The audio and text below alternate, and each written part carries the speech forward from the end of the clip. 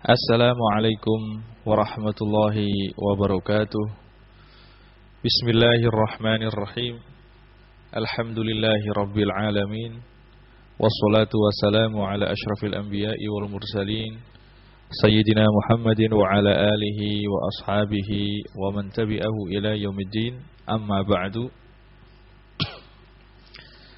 Para pendengar yang saya muliakan, alhamdulillah seperti biasa pada malam hari ini kita bisa bersua kembali dalam kajian rutin kita, dalam kajian fikih, kajian kitab takrib. Alhamdulillah berkat rahmat Allah subhanahu wa ta'ala dan hidayahnya serta taufiknya, dalam kesempatan kita yang lalu telah kita kaji mengenai golongan-golongan yang berhak untuk mendapatkan zakat. Juga telah kita terangkan mengenai cara pembagian zakat. Seperti yang kita bahas dalam kajian kita yang lalu, bahwasanya golongan yang berhak untuk menerima zakat adalah 8 golongan yang telah diatur dan disebutkan oleh Allah Subhanahu wa taala dalam Al-Qur'an, dalam surat At-Taubah ayat 60 yang bunyinya, a'udzubillahi minasyaitonirrajim, innamas shadaqatu lil fuqara'i wal masakini wal 'amilina 'alaiha wal mu'allafati qulubuhum wa fir riqabi wal gharimina wa fi sabilillahi wa ibnis sabil fariidatan minallahi wallahu 'alimun hakim. Golongan yang pertama yang disebutkan oleh Al-Qur'an, yang pertama adalah al-fuqara'. Yang kedua adalah miskin, orang miskin. Yang ketiga adalah amil. Yang keempat adalah mu'allaf. Yang kelima adalah orang yang berhutang, orang budak. Yang kelima adalah orang yang berhutang. Yang ketujuh, yang keenam adalah orang yang berhutang. Kemudian yang ketujuh adalah fi sabilillah, orang yang berjuang, orang yang berperang di jalan Allah Subhanahu wa taala. Dan yang terakhir, yang kedelapan adalah ibnus sabil, orang yang sedang dalam bepergian. Dan alhamdulillah dalam kajian kita yang lalu telah kita terangkan siapa itu yang namanya fakir dan siapa itu yang namanya miskin. Semuanya telah kita bahas dalam kajian kita yang lalu. Dalam kajian kita kali ini kita akan membahas syarat-syarat orang yang berhak untuk kita kasih zakat. Memang orang yang berhak untuk kita kasih zakat adalah 8 golongan tersebut. Cuma orang ini harus memenuhi beberapa syarat. Kalau syarat tersebut terpenuhi, maka boleh kita mengasih mereka zakat. Kalau tidak terpenuhi, maka tidak boleh kita kasih zakat.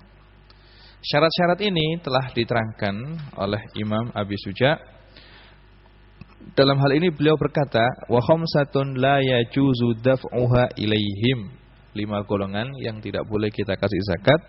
Al-ghaniyyu bimalin aw kasbin, wal 'abdu wa banu Hashim wa banu Muttalib, wa man talzamul muzakki nafaqatuhu, wal kafiru. Jadi syarat yang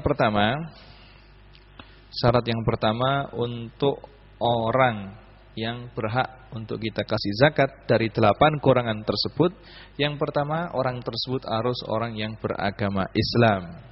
Maka tidak boleh kita memberikan zakat kita kepada orang selain orang Islam.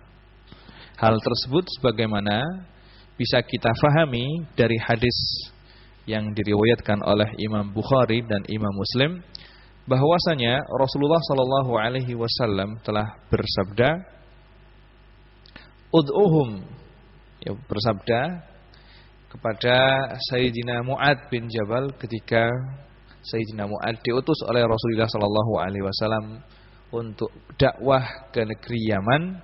Sebelum berangkat, sahabat Mu'ad ini diberi oleh Rasulullah sallallahu alaihi wasallam beberapa nasihat dan beberapa wejangan, termasuk nasihat dan wejangan yang diberikan oleh Rasulullah sallallahu alaihi wasallam kepada sahabat Mu'ad. Beliau bersabda, ud'uhum ila syahadati alla ilaha illallah wa inni rasulullah fa inhum ata'u lidzalika fa'limhum annallaha qad iftarada 'alaihim shadaqatan tu'khadhu min aghniyaihim faturaddu 'ala fuqaraihim.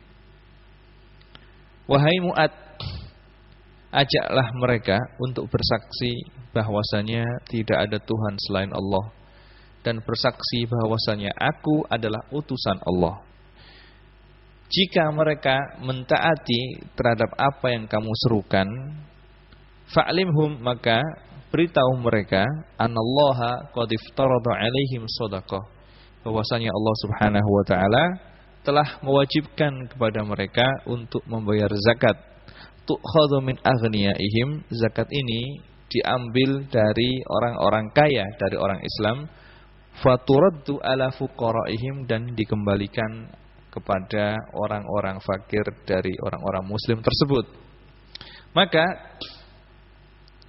dari sabda ini, tu'khadhu min aghniyaihim, bahwasanya zakat itu diambil dari orang-orang kaya, wa turaddu ala fuqaraihim, dan dikembalikan kepada fakir miskin dari orang-orang Islam. Maka bisa kita fahami bahwasanya zakat itu tidak diambil kecuali dari orang kaya dan tidak dikasihkan kecuali kepada orang yang membutuhkan. Maka bisa kita ambil kesimpulan, orang yang tidak Islam tidak berhak untuk kita kasih zakat, sebagaimana orang yang bukan Islam tidak wajib untuk membayar zakat. Ini adalah syarat yang pertama.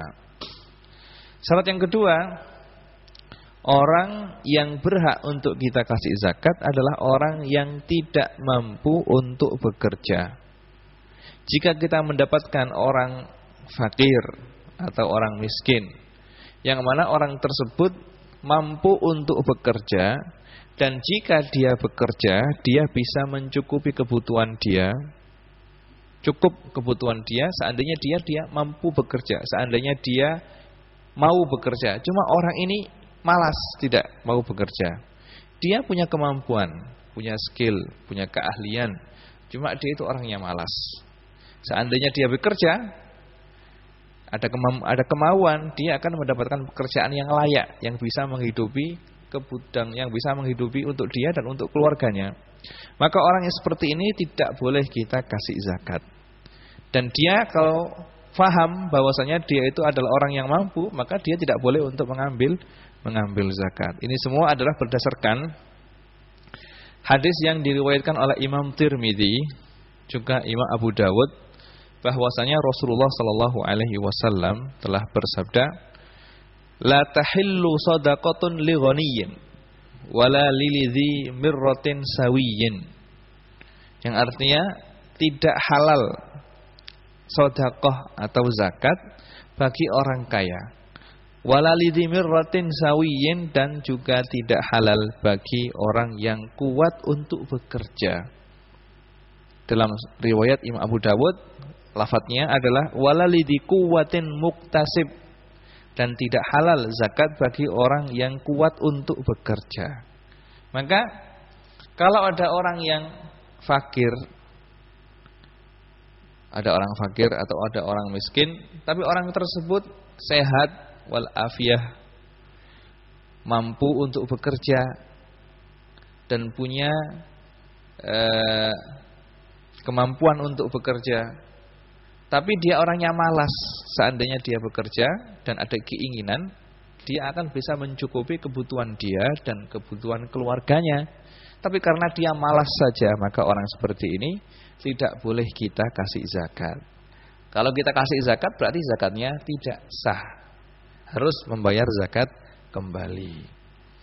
Syarat yang ketiga adalah orang yang kita kasih zakat, orang tersebut nafkahnya bukanlah orang yang kita tanggung nafkahnya. Jadi orang yang kita kasih zakat bukanlah orang yang kita tanggung nafkahnya.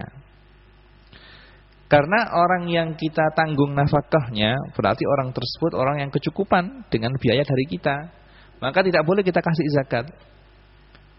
Karena kalau kita mengasih zakat kepada orang tersebut, seakan-akan kita memberi zakat kepada diri kita sendiri. Karena kita berkewajiban untuk memberikan nafkah kepada dia. Maka tidak boleh kita memberikan zakat kepada bapak kita, atau kepada ibu kita, atau kepada kakek kita, atau kepada nenek kita. Karena mereka adalah orang-orang yang wajib untuk kita beri nafkah kalau mereka tidak mampu untuk bekerja. Juga kita tidak boleh memberikan zakat kepada anak kita, baik anak laki-laki atau anak perempuan, seandainya mereka masih dalam tanggungan kita nafkahnya. Juga kita tidak boleh mengasih zakat kepada istri kita, karena istri kita yang wajib untuk memberi nafkah kepada dia adalah kita sendiri. Maka kita tidak boleh memberikan zakat kepada istri kita. Kalau seandainya kita memberikan zakat kepada istri kita, seakan-akan kita memberikan zakat kepada diri kita sendiri. Berarti kita telah, zakatnya tidak sah kalau membayar zakat untuk kepada mereka.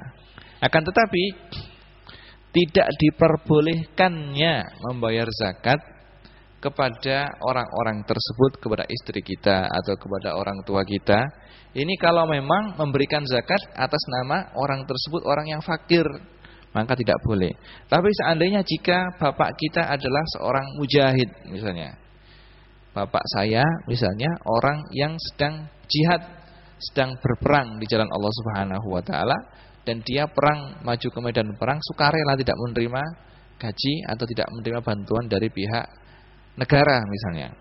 Maka orang yang bapak kita yang sedang dalam keadaan perang seperti ini, boleh kita kasih zakat atas nama ghazin, atas nama fisabilillah, bukan atas nama fakir. Jadi perlu digarisbawahi, orang-orang yang nafkahnya wajib kita tanggung seperti anak kita, bapak kita, kita tidak boleh memberikan zakat kita kepada mereka kalau memang pemberian zakat tersebut atas nama bahwasanya mereka adalah orang fakir miskin. Tapi kalau mereka adalah orang, misalnya orang yang berjihad misalnya, atau orang yang gharim, orang yang punya hutang, maka boleh kita kasih zakat atas nama sabilillah atau atas nama gharim, bukan atas nama fakir miskin. Ini adalah untuk orang yang nafkahnya kita tanggung, maka tidak boleh kita membayar zakat kita kepada mereka. Kalau memang orang yang akan kita kasih zakat itu nafkahnya itu dicukupi oleh orang lain misalnya, apakah boleh kita kasih zakat?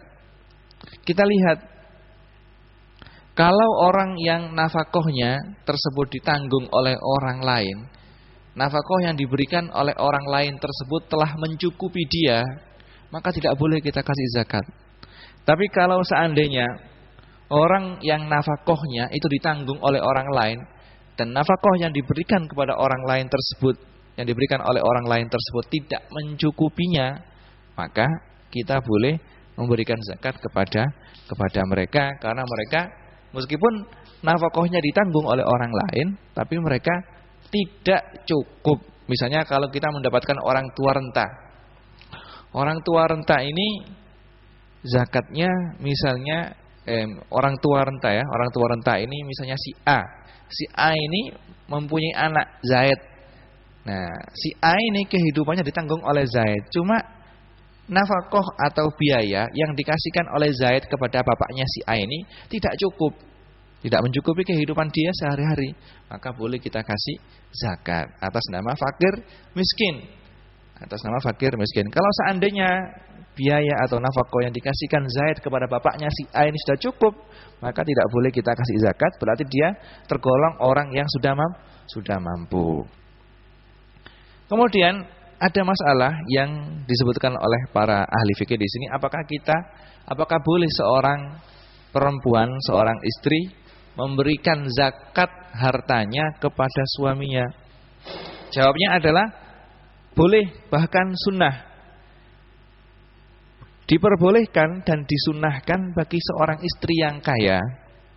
Jika istri tersebut kaya dan mempunyai harta banyak, jika suaminya itu fakir miskin, tergolong golongan fakir miskin, apakah ini mungkin, Ustadz? Mungkin saja.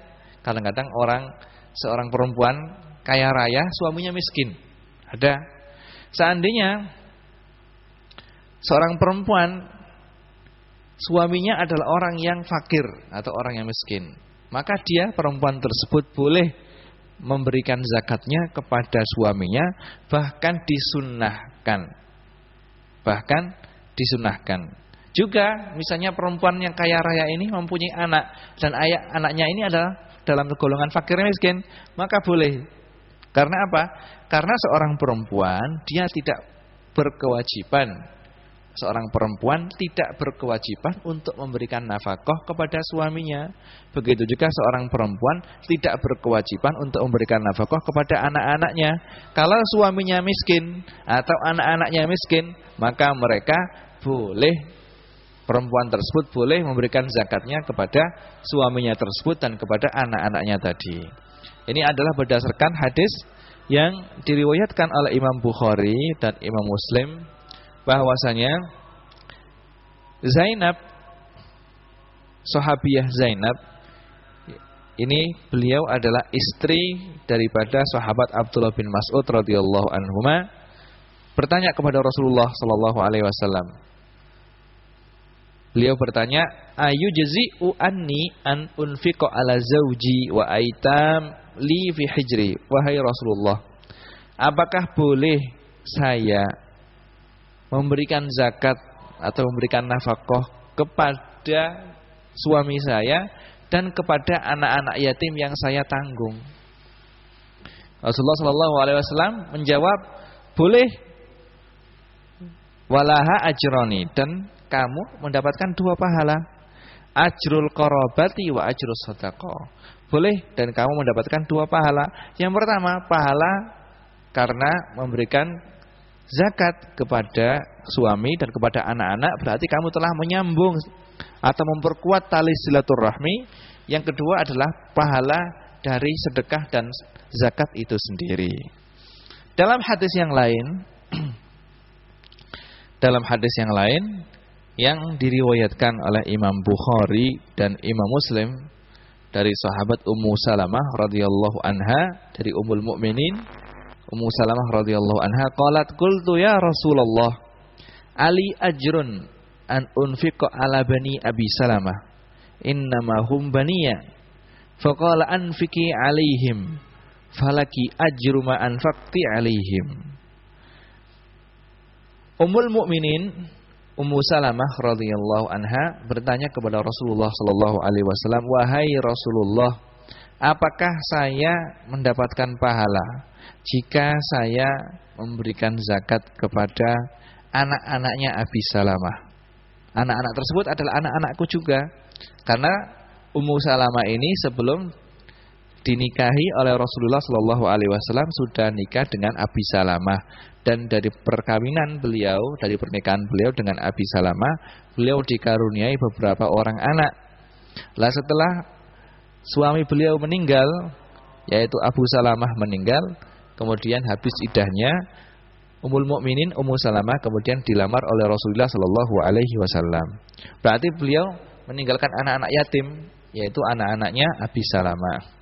Nah, Ummul Mukminin Ummu Salamah ini bertanya kepada Rasulullah, wahai Rasulullah, apakah saya boleh memberikan zakat dan memberikan nafkah kepada anak-anaknya Abu Salamah, yaitu anak-anak beliau sendiri dari suami beliau Abu Salamah. Rasulullah sallallahu alaihi wasallam mengatakan, kamu boleh dan mendapatkan pahala sebagai ganti daripada nafkah yang telah kamu berikan kepada anak-anaknya Abi Salamah. Baik. Berdasarkan kaidah yang saya sebutkan tadi, bahwasanya kita tidak diperbolehkan memberikan zakat kita kepada orang yang nafkahnya wajib untuk kita tanggung. Maka dari kaidah ini bisa kita simpulkan bahwasanya kita boleh memberikan sedekah kita kepada sanak dan handai tolan kita, kalau memang mereka nafkahnya tidak wajib untuk kita tanggung. Karena misalnya saudara kita, kakak kita, adik kita, atau paman kita, atau bibi kita, dan anak-anak mereka, semuanya nafkahnya tidak wajib untuk kita tanggung. Maka kalau kita Kalau mereka fakir miskin misalnya, dan kita adalah orang yang diberi oleh Allah Subhanahu wa taala kelebihan harta sehingga kita berkewajiban untuk memberikan zakat, maka lebih baik zakat yang akan kita keluarkan ini kita kasihkan kepada mereka, kepada sanak saudara kita kalau memang mereka adalah orang fakir dan orang miskin yang berhak untuk kita kasih zakat. Bahkan memberikan zakat kepada mereka lebih utama dan lebih disunahkan. Lebih disunahkan. Semua itu berdasarkan hadis yang diriwayatkan oleh Imam Tirmidzi dan Imam Nasa'i, juga Imam Ibnu Majah, dari sahabat Salman bin Amir radhiyallahu anhu, qala Rasulullah sallallahu alaihi wasallam, as-shadaqatu 'alal masakin shadaqatun wa 'ala dzil qarabati isnatani shadaqatun wasilatun. Yang artinya sedekah yang kita kasih kepada fakir miskin, yang kita berikan kepada fakir miskin adalah sedekah, mendapatkan pahala sebagai sedekah.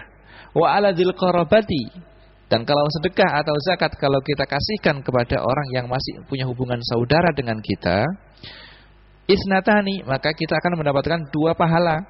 Sedekahun, sedekah, pahala sedekah, pahala mengeluarkan zakat, wasilatun, dan pahala menyambung tali silaturahmi. Jadi kalau kita misalnya kita mempunyai saudara kita, mempunyai saudara, kakak atau adik, paman atau bibi atau anak-anak mereka, yang mana mereka masih dalam golongan orang fakir miskin, kemudian kita mempunyai kelebihan harta, Allah Subhanahu wa taala telah memberikan harta kepada kita dan lebih sehingga kita berkewajiban untuk membayar zakat, maka sebaiknya zakat tersebut kita kasihkan kepada sanak saudara kita yang membutuhkan. Dan ini adalah di samping kita mendapatkan pahala bersedekah dan zakat, juga kita mendapatkan pahala menyambung tali saudara. Menyambung tali saudara. Begitu juga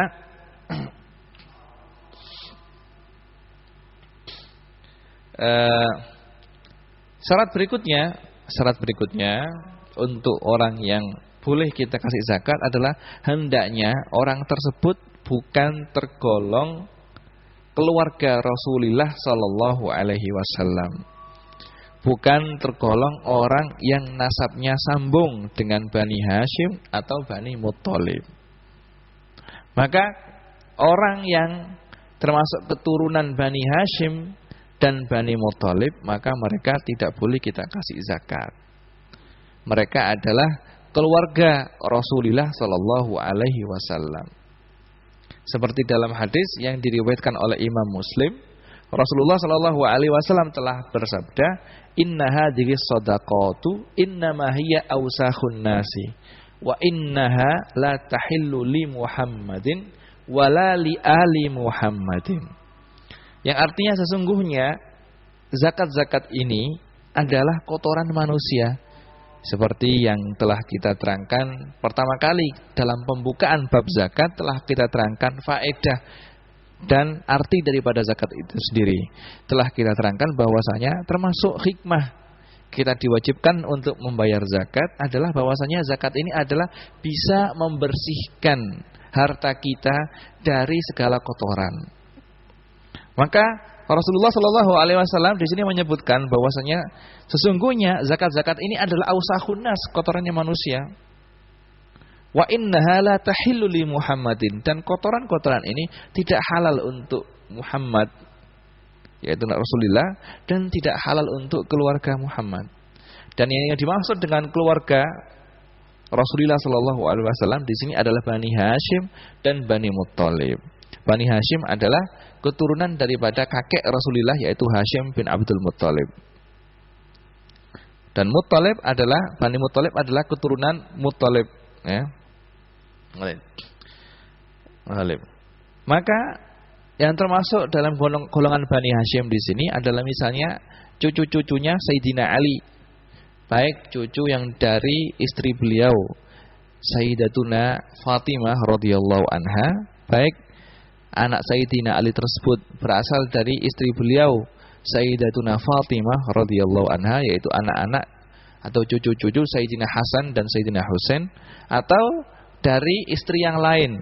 Karena Sayyidina Ali ketika Sayyidina Fatimah sudah meninggal, beliau nikah kembali, nikah lagi dengan beberapa perempuan dan punya anak juga seperti Muhammad bin Hanafiyah dan yang lainnya, itu adalah anak Sayyidina Ali dari istri selain Sayyidina Fatimah. Mereka termasuk dalam golongan Bani Hashim. Begitu juga anak-anak daripada saudara Sayyidina Ali seperti anaknya Aqil dan anaknya Fadl misalnya, atau anaknya Abdullah bin Abbas, mereka semuanya tergolong Bani Hashim, keturunan mereka tergolong Bani Hashim dan tidak boleh untuk kita kasih zakat. Begitu juga keturunan Bani Muttalib seperti Imam Syafi'i. Imam Syafi'i adalah keturunan dari Bani Muttalib, maka Imam Syafi'i dan anak keturunannya tidak boleh untuk kita kasih zakat. Dan seperti dalam hadis yang lain yang diriwayatkan oleh Imam Bukhari dan Imam Muslim dari sahabat Abu Hurairah radhiyallahu anhu, bahwasanya Sayyidina Hasan bin Ali bin Abu Thalib radhiyallahu anhuma, putra daripada Sayyidina Fatimah radhiyallahu anha, suatu ketika beliau mengambil sebiji kurma, yang mana kurma ini bertumpukan di dekat masjid. Kurma ini adalah kurma zakat. Ketika itu Sayyidina Hasan masih kecil, mengambil satu biji kurma terus dimasukkan ke mulutnya. Ketika itu Rasulullah SAW ketika melihat hal ini, maka beliau bersabda, kih. Maksudnya kih itu maka disuruh untuk memuntahkan atau mengeluarkannya. Kemudian beliau berkata, amma sya'arta anna la na'kulu shadaqah. Wahai cucuku, kamu harus tahu bahwasanya ini adalah sedekah atau zakat, dan kamu adalah cucuku dan keluargaku tidak boleh untuk memakan zakat. Ini adalah hadis yang menerangkan bahwasanya kita tidak diperbolehkan memberikan zakat kepada Bani Muthalib dan Bani Hashim, yang mana mereka adalah keluarga Rasulullah Shallallahu Alaihi Wasallam. Karena apa? Karena zakat itu seperti yang saya terangkan tadi adalah merupakan kotoran dari harta orang Islam yang dikeluarkan zakatnya. Maka tidak boleh kita mengasih kotoran kepada cucu Rasulullah Shallallahu Alaihi Wasallam atau keluarga Rasulullah Shallallahu Alaihi Wasallam sebagai penghormatan kita kepada Rasulullah Shallallahu Alaihi Wasallam. Maka kita tidak diperbolehkan memberikan zakat kepada mereka. Sebagai penghormatan kepada Rasulullah, maka kita memberikan harta dari kita sendiri, bukan zakat, tapi harta yang bagus dari harta kita, bukan kita memberikan zakat kepada mereka. Cuma untuk zaman sekarang, pada ulama mutaakhirin seperti Imam Istokhri dan yang lainnya, beberapa ulama Syafi'iyah juga, Syekh Syarqawi dalam hasyiahnya, terus Imam Baijuri dan yang lainnya, beliau memperbolehkan memberikan zakat kepada Ahlul Bait atau kepada keluarganya Rasulullah Sallallahu Alaihi Wasallam. Alasan mereka kenapa? Karena dulu mereka tidak kita kasih zakat karena Allah Subhanahu Wa Taala telah memberikan bagian khusus kepada mereka dari harta rampasan perang. Allah Subhanahu Wa Taala telah berfirman, wa'lamu annama ghanimtum min syai'in fa'anna lillahi khumusahu walir rasuli walidil qurba wal yatama wal masakin wa ibnis sabil. Ketahuilah bahwa segala sesuatu yang telah kamu hasilkan dari rampasan perang, maka sesuatu tersebut seperlimanya adalah milik Allah Subhanahu wa taala dan milik Rasulnya dan milik keluarga lidil qurba. Yang dimaksud dengan lidil qurba di sini adalah sanak keluarga Rasulullah sallallahu alaihi wasallam, yaitu Bani Hashim dan Bani Muttalib, wal yatama dan untuk anak-anak yatim, wal masakini dan untuk orang-orang miskin, wa ibnis sabil dan untuk orang yang bepergian. Jadi yang dimaksud dengan lidil qurba di sini adalah untuk keluarga Rasulullah sallallahu alaihi wasallam mendapat bagian khusus dari rampasan perang. Sebagaimana dalam hadis yang diriwayatkan oleh Imam Bukhari, bahwasanya suatu ketika sahabat Jubair bin Mut'im, beliau berkata, suatu ketika aku berjalan bersama Utsman bin Affan, berjalan menemui Rasulullah sallallahu alaihi wasallam, dan kita bertanya kepada Rasulullah, "Ya Rasulullah, a'taita Bani Muttalib wa taraktana wa nahnu wa hum minka bimanzilatin wahidah. Wahai Rasulullah, Anda memberi bagian untuk Bani Muttalib dari harta rampasan perang, sedangkan Anda tidak memberikan kita, padahal kita dan Bani Muttalib adalah satu turunan. Kemudian Rasulullah sallallahu alaihi wasallam bersabda, "Innama Banu Muttalib wa Banu Hashim syai'un wahid." Wahai Jubair, wahai Utsman bin Affan, ketahuilah bahwasanya Bani Muttalib dan Bani Hashim adalah satu. Jadi harus diketahui bahwasanya Sayyidina Utsman bin Affan adalah cucunya Abdul Syams. Begitu juga Jubair bin Mut'im adalah cucunya Naufal. Dan Abdul Syams dan Naufal ini adalah saudara dengan Hashim dan Muttalib, yang mana mereka semuanya 4 orang ini adalah anaknya Abdul Manaf. Abdul Manaf salah satu kakeknya Rasulullah. Ini punya 4 orang anak. Yang pertama adalah Abdul Syams, yang mana Abdul Syams ini sahabat Utsman bin Affan, Khalifah Utsman bin Affan, cucunya Abdul Syams. Juga Naufal, anak yang kedua adalah Naufal, yang mana Jubair bin Mut'im adalah cucu daripada Naufal. Kemudian Muttalib, kemudian Hashim. Rasulullah adalah keturunan daripada kakek beliau Hashim. Nah, mereka ini 4 orang saudara anak daripada Abdul Manaf. Ya Rasulullah, kenapa kok Anda mengasihi Banu Muttalib, anak cucunya Muttalib, kok tidak mengasihi saya, cucunya Bani Abdul Syams dan cucunya Naufal, padahal kita semuanya satu keturunan. Rasulullah sallallahu alaihi wasallam mengatakan Banu Hashim wa Banu Muttalib syai'un wahid. Bani Hashim dan Bani Muttalib adalah satu. Kenapa? Karena ketika Rasulullah sallallahu alaihi wasallam pertama kali menyebarkan Islam di Mekkah, beliau mendapatkan rintangan yang sangat berat sekali dari orang Quraisy. Dan yang membantu beliau menghadapi rintangan-rintangan ini termasuk Bani Abdul Muttalib, Bani Muttalib dan keluarga beliau Bani Hashim adalah yang menjadi pelindung beliau, yang menjadi penghibur beliau. Sehingga Bani Hashim dan Bani Muttalib ini seakan-akan satu, sama-sama sepakat membantu Rasulullah sallallahu alaihi wasallam. Adapun Bani Abdul Syams dan Bani Naufal, mereka berdua anak-anaknya memusuhi Rasulullah sallallahu alaihi wasallam. Maka ketika Islam jaya, Rasulullah sallallahu alaihi wasallam sebagai tanda penghormatan kepada segala sesuatu yang telah diberikan oleh Bani Muttalib dan Banu Hashim, Rasulullah sallallahu alaihi wasallam membagi rampasan perang untuk mereka, dan Allah Subhanahu wa taala sendiri telah menyerukan hal tersebut kepada Rasulullah sallallahu alaihi wasallam. Nah, jadi inilah syarat-syarat orang yang boleh untuk kita kasih zakat. Yang pertama adalah al-Islam, orang tersebut harus orang Islam. Yang kedua, orang tersebut adalah orang yang tidak mampu untuk bekerja. Yang ketiga, orang tersebut nafkahnya tidak kita tanggung. Yang keempat, orang tersebut adalah orang yang bukan termasuk golongan Bani Hashim dan Bani Muttalib. Cuma untuk ulama mutaakhirin, mereka memperbolehkan mengeluarkan zakat atau membagikan zakat kepada Bani Hashim dan Bani Muttalib dengan alasan yang telah saya sebutkan tadi, bahwasanya mereka tidak, untuk zaman sekarang tidak mendapatkan bagian dari harta rampasan perang, dan ditakutkan kalau mereka tidak kita kasih zakat, maka mereka akan mereka akan kesulitan dalam menghadapi kehidupan sehari-hari, kekurangan. Maka sebagai penghormatan kepada mereka, boleh kita kasih zakat. Boleh kita kasih zakat. Ini adalah pendapatnya ulama mutaakhirin. Ada syarat yang kelima yang disebutkan oleh Imam Abi Suja di sini, orang yang kita kasih zakat bukanlah seorang hamba sahaya.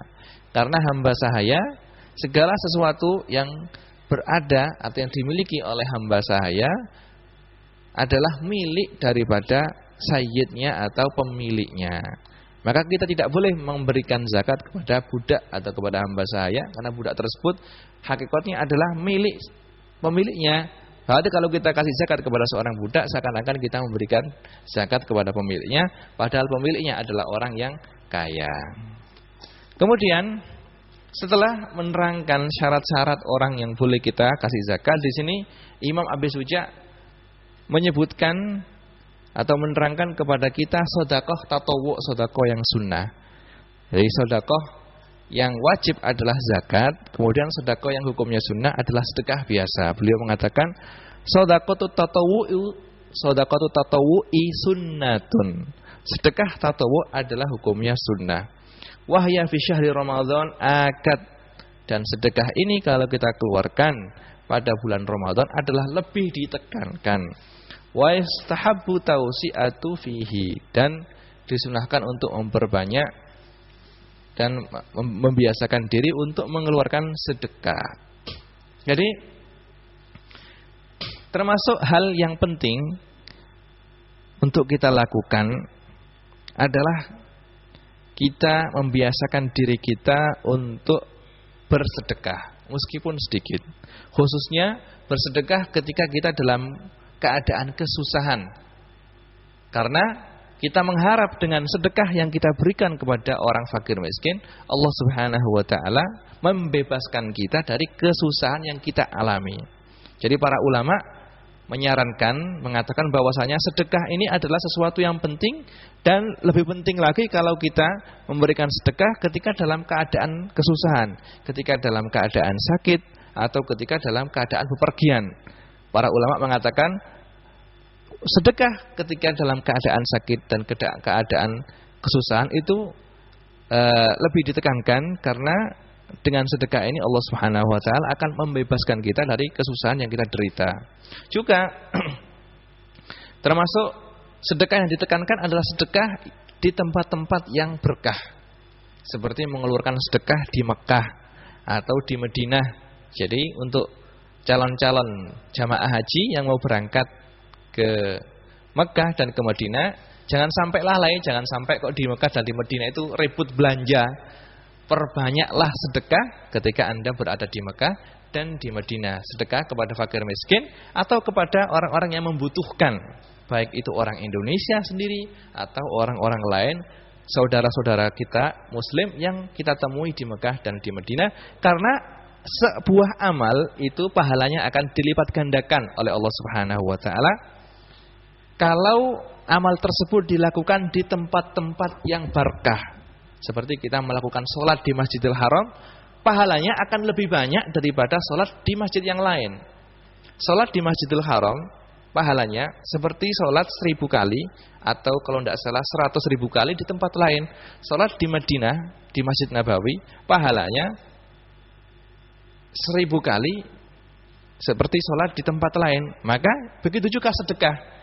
Maka para ulama mengatakan sedekah di tempat-tempat yang berkah ini dianjurkan karena pahalanya sangat banyak sekali dan faedahnya akan kembali kepada orang yang bersedekah tersebut. Begitu juga sedekah di waktu perang, sedekah di waktu haji. Begitu juga sedekah di waktu-waktu yang mulia. Seperti sedekah pada hari 10 hari awal bulan Dzulhijjah. Nah, kita sekarang di akhir bulan Dzulqa'dah, sebentar lagi akan memasuki bulan Dzulhijjah.